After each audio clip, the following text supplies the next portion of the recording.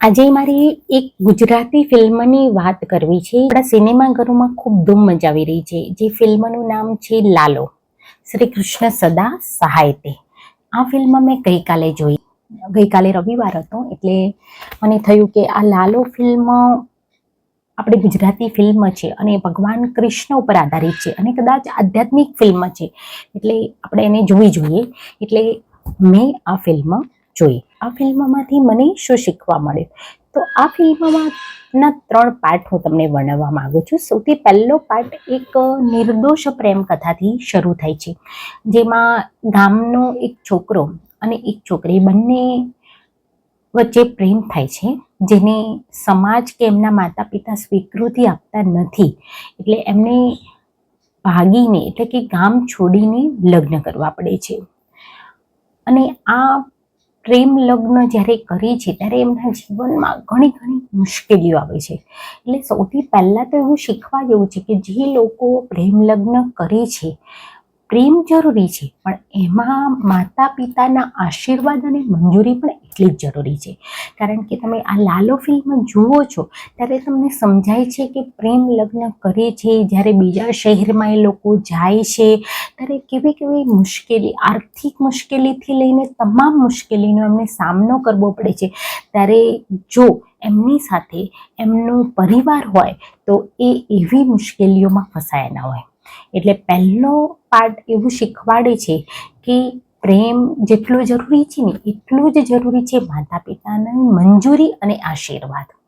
પછી બીજા પાર્ટમાં જ્યારે લાલો જે એને પ્રેમ કરતી હોય છોકરીને લઈ અને શહેરમાં આવે છે ત્યારે આ ફિલ્મમાં લાલો એક રિક્ષા ડ્રાઈવર બતાવ્યો છે. એ રિક્ષા ચલાવતો હોય છે, એટલે ખૂબ ભણેલો ઓછું હોય ત્યારે એને નોકરી ના મળી હોય ત્યારે એને આવું રિક્ષા ચલાવીને મજૂરીનું કામ કરવું પડતું હોય. અને ત્યારે એના ઉપર જ્યારે આર્થિક બોજો આવી જાય છે, જવાબદારીઓ વધી જાય છે અને ત્યારે તે વ્યાજના ચક્રમાં એવો ફસાઈ જાય છે કે તે એનો સ્ટ્રેસ દૂર કરવા માટે દારૂ જેવી લતનો શિકાર બની જાય છે, દારૂનો વ્યસની બની જાય છે. તો આપણે આ બીજા પાઠમાંથી પણ એવું શીખવું જોઈએ કે આપણા જીવનમાં ચાહે ગમે એટલી મુશ્કેલીઓ આવે પણ એનો સ્ટ્રેસ દૂર કરવા માટે આપણે દારૂ જેવા વ્યસનનો તો શિકાર ન જ બનવું જોઈએ. કારણ કે એ દારૂના કારણે એના લગ્ન જીવનમાં ભંગાણ પડી જાય છે અને એનું લગ્ન જીવન ખૂબ ભયજનક બની જાય છે, ખૂબ દુઃખદ બની જાય છે. એટલે આપણને ચાહે ગમે એટલો સ્ટ્રેસ કેમ ના હોય પણ આપણે એના માટે એ સ્ટ્રેસને દૂર કરવા માટે દારૂ જેવા વ્યસનને તો ન જ ચડવું જોઈએ. બીજું એ પણ શીખવાડે છે કે આપણે મિત્રો પણ સારા રાખવા જોઈએ. કારણ કે જે લાલો દારૂના વ્યસનનો શિકાર બને છે એ એના મિત્રોની દોરવણીથી બને છે. જો એના મિત્રો સારા હોત તો એને કદાચ આવા દારૂ જેવા વ્યસનનો શિકાર ન બનાવી શકત.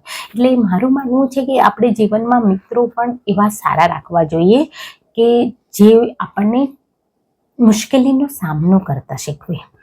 ત્રીજો પાર્ટ છે એ ખૂબ આધ્યાત્મિક છે, જેમાં લાલો એવી મુશ્કેલીઓમાં ફસાઈ જાય છે કે જ્યાંથી એને લગભગ કોઈ માર્ગ સૂઝતો નથી.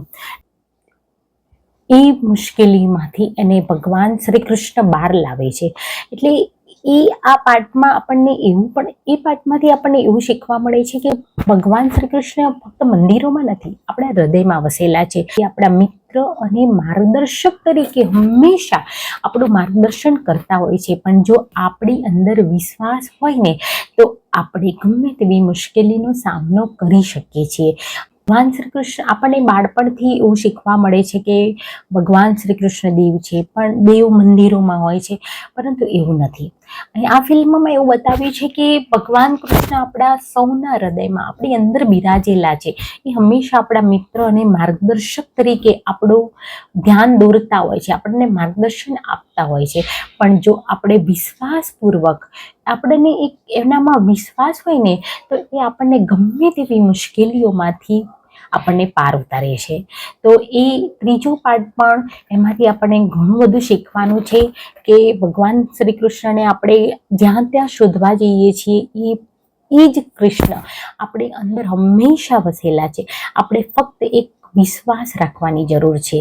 તો આ ફિલ્મ ખરેખર ખૂબ જોવા જેવી છે, કારણ કે આ ફિલ્મ આપણી એક તો પહેલા માતૃભાષા આપણે ગુજરાતી ભાષાને ઉજાગર કરી છે. આ ફિલ્મમાં પરિવાર સાથે જોઈ શકાય એવી ફિલ્મ છે. બીજું, આ ફિલ્મ બાળકોને પણ બતાવવી જોઈએ, જેથી ખબર પડે કે આપણે ભગવાન કૃષ્ણ સદા આપણી સહાય કરે છે, પણ આપણી અંદર એક વિશ્વાસ હોવો જોઈએ. એટલે આ ફિલ્મ આપણે દરેક બાળકને તો બતાવવી જ જોઈએ, સાથે સાથે પરિવાર સાથે પણ જોવી જોઈએ. તો આ ફિલ્મ ખૂબ સારી છે કે દરેક જણ થિયેટરમાં જઈને જોજો, કારણ કે એ લોકો ખૂબ મહેનત કરતા હોય છે ને આપણે પછી જો યુટ્યુબ પર અથવા તો આપણે મોબાઈલ ઉપર કોઈ લિંક દ્વારા જોઈ લઈએ છીએ ત્યારે એ લોકોની મહેનત નિષ્ફળ જતી હોય છે. એટલે દરેકને મારી વિનંતી છે કે તેઓ થિયેટરમાં જઈને આ પિક્ચર એકવાર અવશ્ય જોવે. અને જો કોઈ આ ફિલ્મ જોઈ હોય તો એમને આમાંથી કયો સંદેશ વધારે ગમ્યો એ મને કોમેન્ટમાં જણાવજો. જોડાયેલા રહો મિત્રો. કૃષ્ણ સદા સહાય તે.